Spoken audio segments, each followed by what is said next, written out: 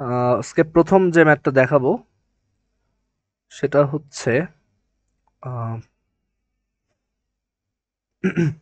একটু দাঁড়াও। উম,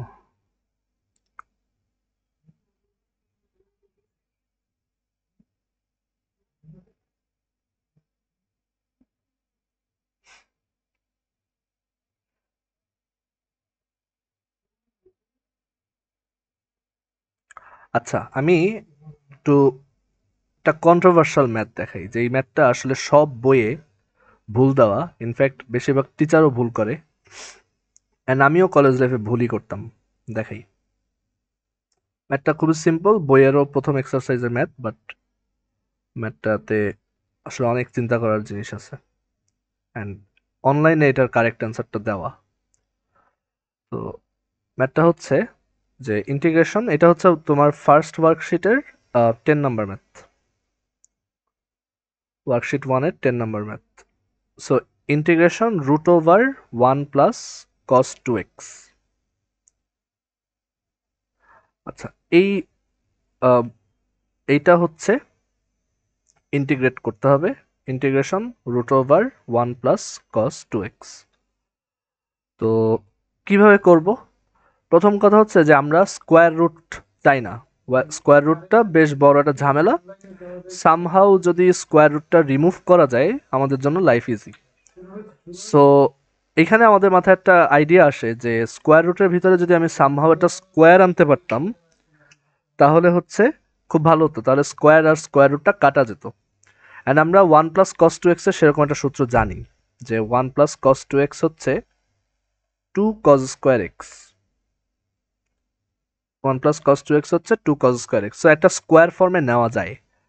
তো আমরা এটাকে ওইভাবে লিখি যে ইন্টিগ্রেশন রুট ওভার, এটাকে লিখলাম 2 কস স্কোয়ার এক্স আর হচ্ছে ডিএক্স। আচ্ছা, এবার রুটটাকে যদি ইয়া করি, অ্যাপ্লাই করি এখানে, তাহলে 2 এর রুট হবে √2। এখন আমাকে বলো তো √cos²x এটা কত?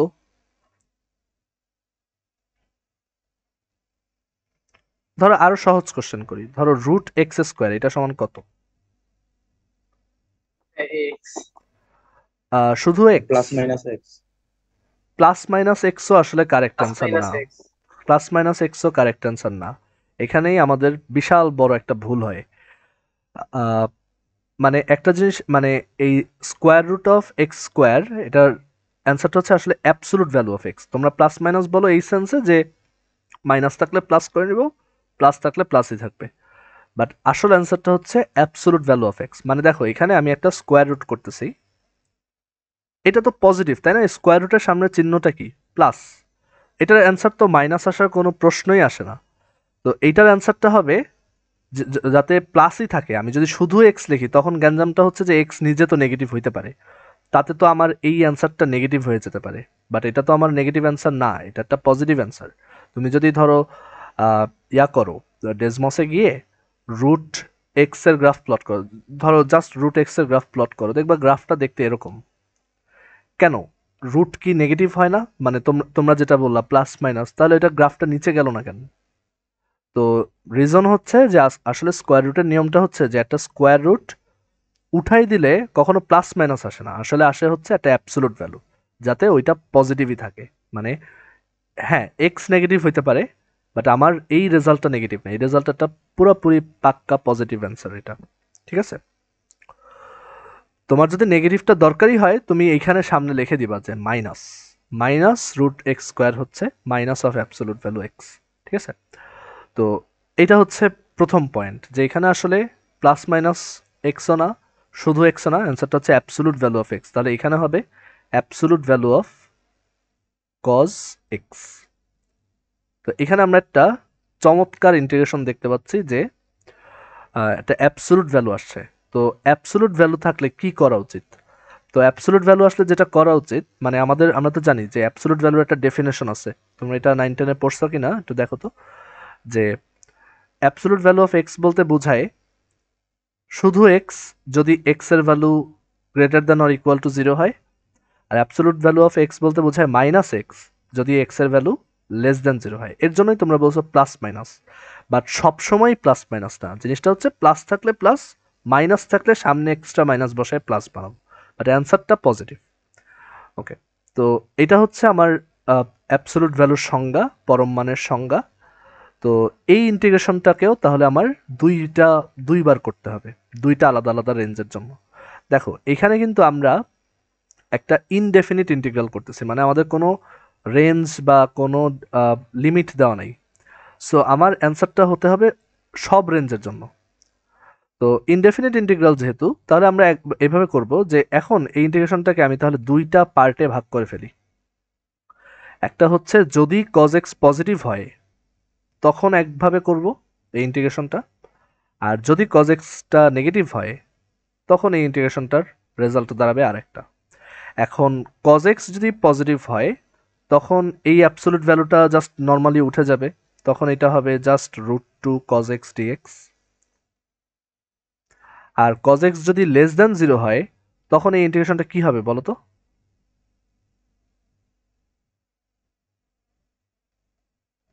cos x যদি নেগেটিভ হয় তাহলে এটাকে আমার কিভাবে লেখা উচিত? -√2 cos x, তাই না? ওই যে absolute value of cos x তখন হবে মাইনাস cos x, এরকম হবে না? অ্যান্ড এখান থেকে আমি অ্যান্সার কি পাবো? √2 cos x কে ইন্টিগ্রেট করলে আসে sin x প্লাস c, আর এখানে আসবে কি -√2 sin x প্লাস c। এখন এখানে বইয়ের ভুলটা হচ্ছে বই এই পার্টটাকে লেখেই নেই, জাস্ট এইটুক লেখছে, রুটটা জাস্ট উঠাই দিছে। তোমাদের মতো যারা একটু কেয়ারফুল তারা প্লাস মাইনাস দিয়ে এরকম একটা অ্যান্সারই কিন্তু পাবা। বাট কথা হচ্ছে এখানে মোটেও এরকম না যে অ্যান্সারটা একই সাথে +√2 sin x এবং -√2 sin x, নো। এখানে অ্যান্সারটা হচ্ছে যে একটা রেঞ্জের জন্য অ্যান্সার হচ্ছে এটা, আরেকটা রেঞ্জের জন্য অ্যান্সার হচ্ছে এটা। এখন রেঞ্জটা কিভাবে বের করব সেটাও খুব সহজ। দেখো আমরা বলছি এই অ্যান্সারটা হয় যখন cos x এর ভ্যালু হচ্ছে greater than or equal two 0। এখন আমাকে বলো তো cos x এর মান কখন 0 থেকে বড় মানে পজিটিভ হয়, কোন না, একটা কোয়াড্রেন্টে? কোশ্চেন ছিল। হ্যাঁ বলো। এখানে এটা মাইনাস সি হবে না? -√2 সাইন এক্স মাইনাস সি। কোথায়, কোনটা? ডান পাশেরটা? মানে হ্যাঁ হ্যাঁ। মানে এখানে দুইটাই অ্যান্সার, বাট দুইটা অ্যান্সার আলাদা আলাদা রেঞ্জের জন্য। না না, ওইটা বলতেছি না, মানে হুম। বলতেছি আমি হচ্ছে -√2 সাইন এক্স মাইনাস সি হবে না? ও, মানে কনস্ট্যান্টটা তুমি প্লাস দিলে একটা কোনো সমস্যা নেই, মানে কনস্ট্যান্ট তো কনস্ট্যান্টই। ধরো সি নিজেই মাইনাস, বুঝতে পারছো? তো কনস্ট্যান্ট আমাদের কোনো হেডেকই না, ওইটা জাস্ট লিখলেই হয়েছে। আচ্ছা, এবার আমাকে বলো তো cos x এর মান কোন কোয়াড্রেন্টে পজিটিভ থাকে? সে থাকে হচ্ছে ফার্স্ট কোয়াড্রেন্টে পজিটিভ থাকে আর ফোর্থ কোয়াড্রেন্টে পজিটিভ থাকে। তার মানে, এবং এই কোণগুলা কারা? এই -π/2 থেকে +π/2 এই রেঞ্জের মধ্যে, মানে আমি যদি চিন্তা করি যে অ্যাঙ্গেলগুলো জাস্ট π/2-র মধ্যেই, এই রেঞ্জের মধ্যে এই অ্যান্সারটা ট্রু। এই রেঞ্জে যদি এক্স হয় তখন এই অ্যান্সারটা ট্রু। আর নেগেটিভ হয় কখন? যখন অ্যান্সার অ্যাঙ্গেলটা হচ্ছে π/2 থেকে বড় হয় এবং 3π/2 থেকে ছোট হয়। সো এইটার রেঞ্জ হচ্ছে π/2 থেকে বড় আর লেস দেন 3π/2। এটার একদম এখন আমি প্রুফ দেখাবো যে আসলেই এটা ট্রু, কারণ অনেকে বিলিভ করতে চায় না যে এরকম। তো আমি এখন এটার একটা প্রুফ দেখাবো। সো প্রথমত আগে আমরা ক্লিয়ার হলাম যে এই ইন্টিগ্রেশনটা একটা স্পেশাল ইন্টিগ্রেশন যার অ্যান্সার হচ্ছে দুইটা আলাদা আলাদা রেঞ্জে দুইটা। এখন এটা প্রুফটা এভাবে করতে পারি, আমরা ওই যে ক্যালকুলেটর একটা মেথড দেখাইছিলাম যে একটা অ্যান্সার আসলে আমরা চেক করতে পারি যে অ্যান্সারটা কারেক্ট কিনা। তো কিভাবে করতাম যে আমরা হচ্ছে ক্যালকুলেটর অন করতাম, আমি একটু দেখাই। এখানে হচ্ছে আমাদের ক্যালকুলেটর, তো সেটাকে হচ্ছে রেডিয়ান মোডে রাখবো। আমরা কি করতাম, আমরা হচ্ছে প্রথমে যেই ইন্টিগ্রেশনটা করতে দেওয়া হয়েছে সেইটাতে একটা ভ্যালু বসাবো, সেই ইন্টিগ্রান্ডে একটা ভ্যালু বসাবো। এখন ধরো আমি এক্স এর মান দিলাম হচ্ছে এই রেঞ্জের মধ্যে কিছু একটা, এইখানে π/2 থেকে 3π/2 এর মধ্যে দিলাম, ধরো আমি দিলাম পাই, এক্স এর মান হচ্ছে পাই। আর তোমার বইয়ে কিন্তু অ্যান্সার দেওয়া এইটা, ঠিক আছে? তো দেখো যে কোথায় গ্যাঞ্জামটা লাগে। আমি এখানে বসালাম এক্স সমান পাই, কত আসলো? √2। এখন আমাদের এক্সপেকটেশন কি, আমরা যদি এই অ্যান্সারটাকে ডিফারেন্সিয়েট করে এক্স এর মান ওইটা বসাই তাহলেও 2 পাবো। সো সেটা করি, এই যে √2 সাইন এক্স, এখানে এক্স এর মান পাই বসায় দেখি ম্যাথ এরর আসছে। আচ্ছা না, এখানে একটা ভুল হয়েছে আমার, দাঁড়াও, √2 ইন্টু সাইন এক্স, এখানে এক্স এর মান পাই বসায় দেখলাম এটা উল্টাপাল্টা অ্যান্সার আসছে, মানে কি আসার কথা ছিল ভার্সাস কি আসছে। আমি এইখানে হচ্ছে এক্স ইজ ইকুয়াল টু পাই বসাবো, বাট অ্যান্সারটা আসছে হচ্ছে -1.414, মানে -√2 আসছে অ্যান্সার। আর আমাদের ওইখানে যখন ভ্যালু বসাইছিলাম অ্যান্সারটা আসলে +√2, তাহলে বুঝতেই পারতেছো অ্যান্সারটা হয় নাই, তোমার বইয়ে যে অ্যান্সারটা দাও ওইটা ডেফিনেটলি ভুল। এখন কেন ভুল? কারণ এই অ্যান্সারটা এই রেঞ্জের জন্য প্রযোজ্যই না, আমি এক্স এর মান যে পাই বসাইছি সেটা তো এই রেঞ্জের মধ্যে পড়ে না, সেই রেঞ্জটা হচ্ছে এইখানে, তার জন্য অ্যান্সারটা আলাদা, -√2 সাইন এক্স। তো এখন দেখি যে সেটাতে কাজ হয় কিনা।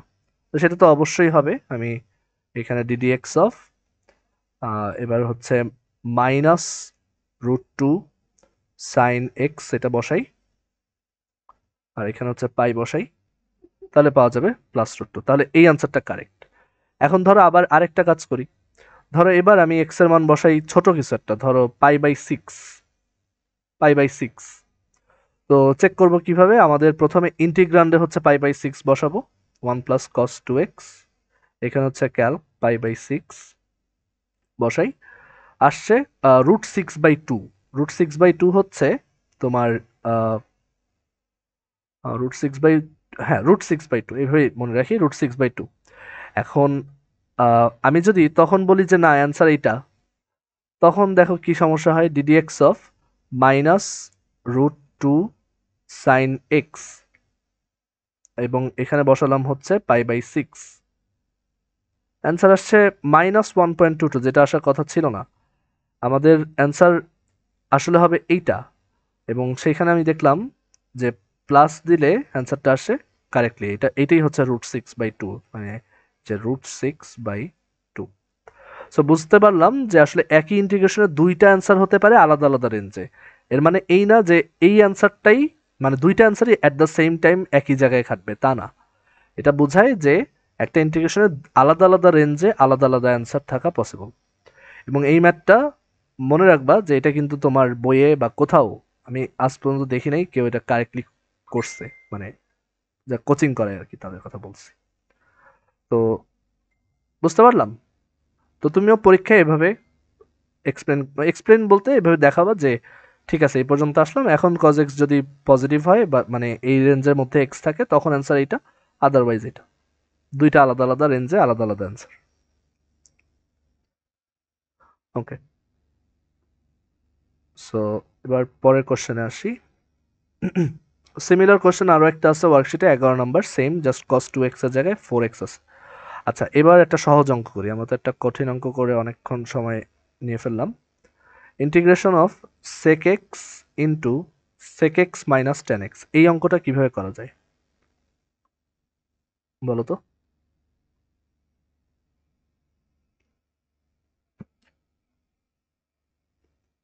জাস্ট মাল্টিপ্লাই করে দেই, তাহলেই দেখবা যে সূত্র চলে আসছে, integration sec square x dx minus integration sec x tan x dx। আচ্ছা integration of sec square x এটা কত? tan x।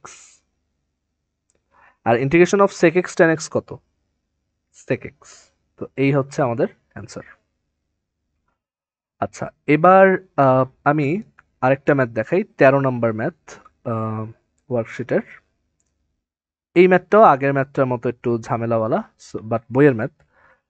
Integration of √1 minus sine 2x।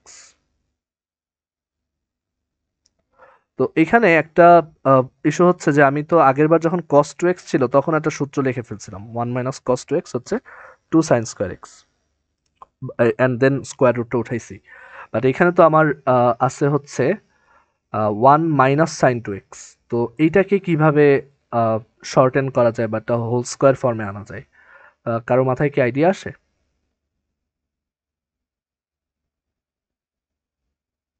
Anyone 2 sin square x করলে তো হয়। না 1 মাইনাস সাইন 2x কি 2 sine square x sorry এখানে একটা কমন ম্যানিপুলেশন আছে তোমরা ট্রিগোনোমেট্রিতে এটা শেখার কথা এটা হচ্ছে যে 1 মাইনাস সাইন 2x কে আমরা এভাবে লিখতে পারি দেখো 1 কে এই যে লিখবো 1টাকে ব্রেক করে তারপর sine square sin x 2x k plus আবার কজ ভাঙা যায়। স্কোয়ার এক্স আর সাইন 2x কে লিখবো হচ্ছে 2 সাইন এক্স কজ এক্স তো এটা কিন্তু a মাইনাস বি হোল স্কোয়ারের সূত্রে পড়ে তো এখান থেকে আমরা either sine x minus cos x অথবা cos x minus sine x whole square লিখবো আচ্ছা এখন এখানে সেটা লিখি তাহলে আসে যে root sine x minus cos x whole square d x আচ্ছা স্কোয়ার রুট আর স্কোয়ার কাটাকাটি গেলে জীবনেও প্লাস মাইনাস আসবে না জীবনেও শুধু পজিটিভ আসবে না মানে যেটা আছে সেটাই আসবে না অনেকেরই এরকম রোগ আছে যে এটা আর এটা ডিরেক্ট কেটে দেয় বা প্লাস মাইনাস দেয় এগুলো না এটা হবে absolute value of sine x minus cos x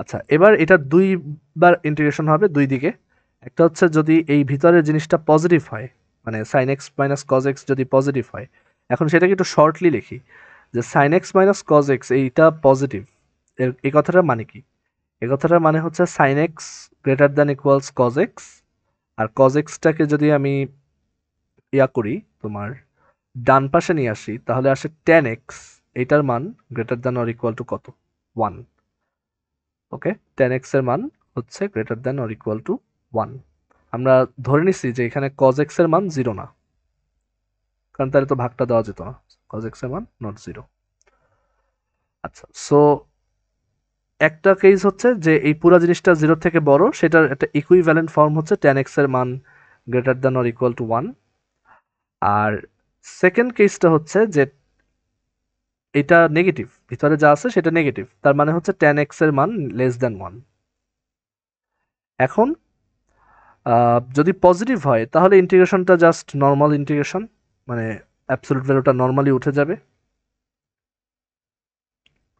আর যদি নেগেটিভ হয় তাহলে ইচ্ছা করে সামনে একটা মাইনাস বসাতে হবে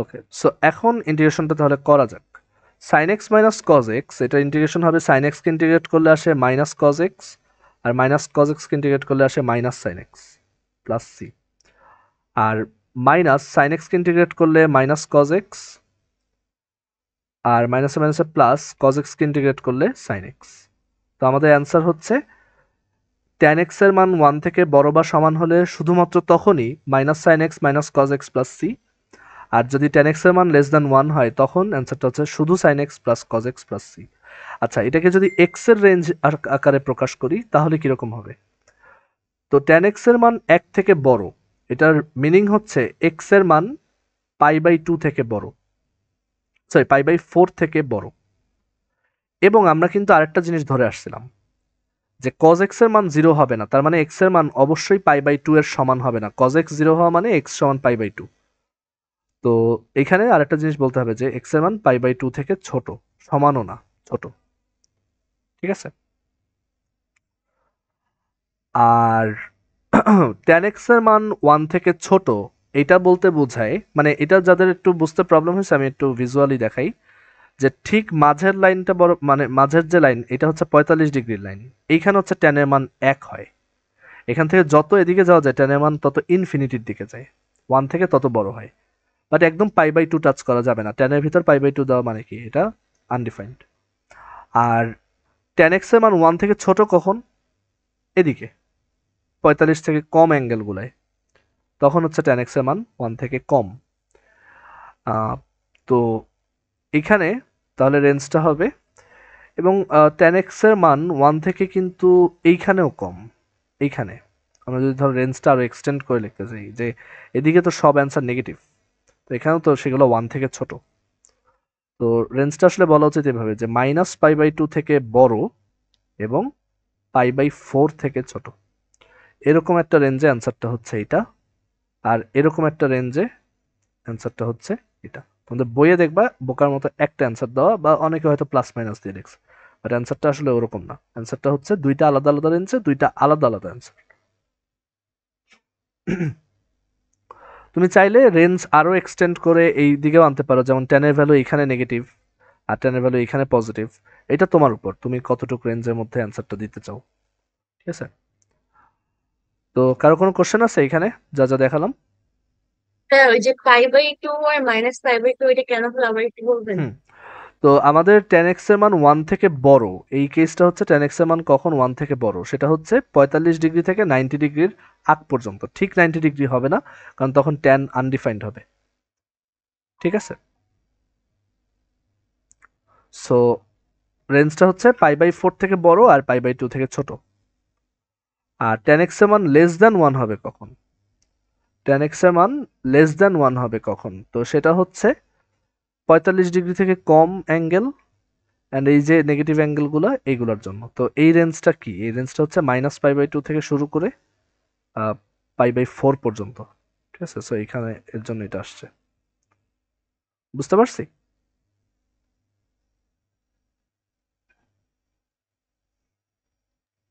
আচ্ছা, ভাইয়া। আমরা এর পরের ম্যাথে চলে আসি।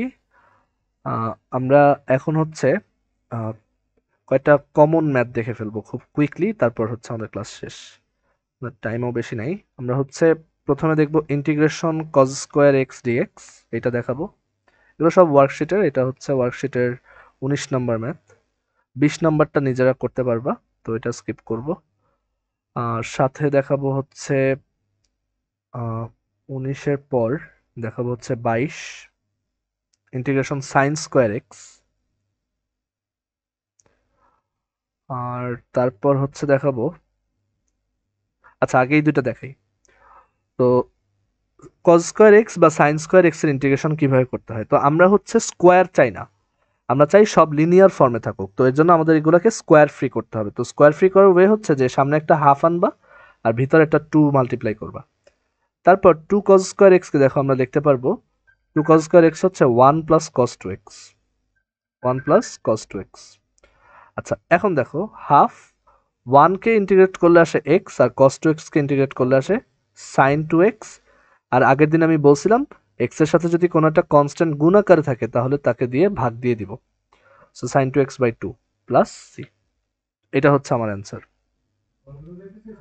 আর সাইন স্কোয়ার এক্স এরটা কি হবে? একইভাবে হাফ নিয়ে আসবো, ভেতরে হচ্ছে 2 সাইন স্কোয়ার এক্স। আচ্ছা 2 সাইন স্কোয়ার এক্স কে লিনিয়ারাইজ করে লিখলে কি লেখা যায় বলো তো? হুম, 1 মাইনাস কি লিখবো?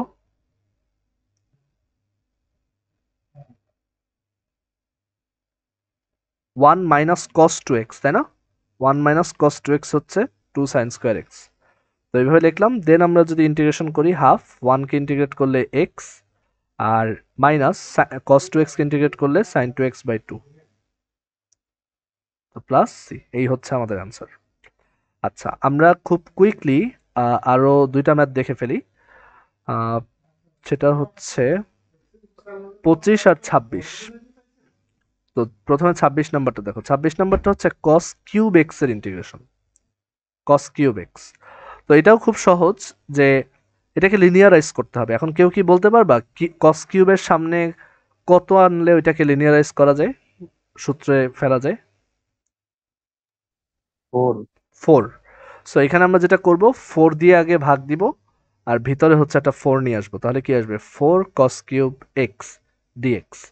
এখন 4 cos কিউব x এর সূত্র কি ছিল? 4 cos কিউব x এর সূত্র ছিল 3 cos x plus cos 3x। আচ্ছা এবার এটাকে যদি ইন্টিগ্রেট করি, 3 cos x কে ইন্টিগ্রেট করলে 3 sin x, আর cos 3x কে ইন্টিগ্রেট করলে sin 3x/3, যেহেতু x এর সামনে একটা 3 গুণ আছে, প্লাস c। আচ্ছা, একইভাবে আমরা 25 নম্বর ম্যাথটা দেখি, সেটা হচ্ছে integration of sine cube x. তো এখানেও 4 আনতে হবে, তো 1/4 ইন্টিগ্রেশন 4 সাইন কিউব এক্স। এখন 1/4 সাইন কিউব এক্স কে লেখা যায় 3 sine x minus sine 3x। And এবার 1/4 3 সাইন এক্স কে ইন্টিগ্রেট করলে মাইনাস 3 cos x, আর মাইনাস সাইন 3 cos x কে ইন্টিগ্রেট করলে প্লাস cos 3x/3।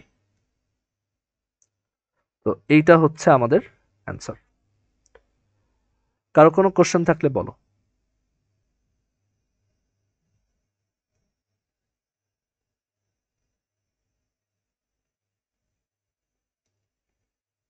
আচ্ছা, তো আমি এখন আমাদের লাস্ট ম্যাথটা করবো আজকে, সেটা হচ্ছে integration of cos to the power 4x।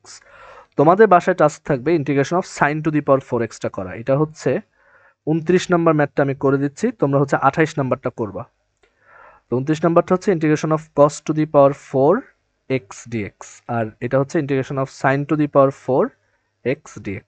তো আমি এটা দেখাবো, আর 28 নাম্বারটা হচ্ছে তুমি নিজে ট্রাই করবা। তো কিভাবে করব দেখো। তো এইটাকেও লিনিয়ারাইজ করতে চাই, বাট এটার জন্য ওরকম কোনো সূত্র নাই ডিরেক্ট। তো আমরা যেটা করব, এটাকে লিখব cos square x whole square. এখন এই ভিতরে যে cos স্কোয়ার এক্সটা আছে তাকে হচ্ছে আমরা লিনিয়ারাইজ করি। তো তাকে লিনিয়ারাইজ করার জন্য যেটা করব, আমরা বাইরে একটা 1/4 আনবো, আর ভিতরে হচ্ছে একটা 2 লিখবো। যেহেতু ভিতরে লিখছি, এটা 2 স্কোয়ার হয়ে 4 হবে, তো ভিতরে হচ্ছে 2টা গুণ দিলাম।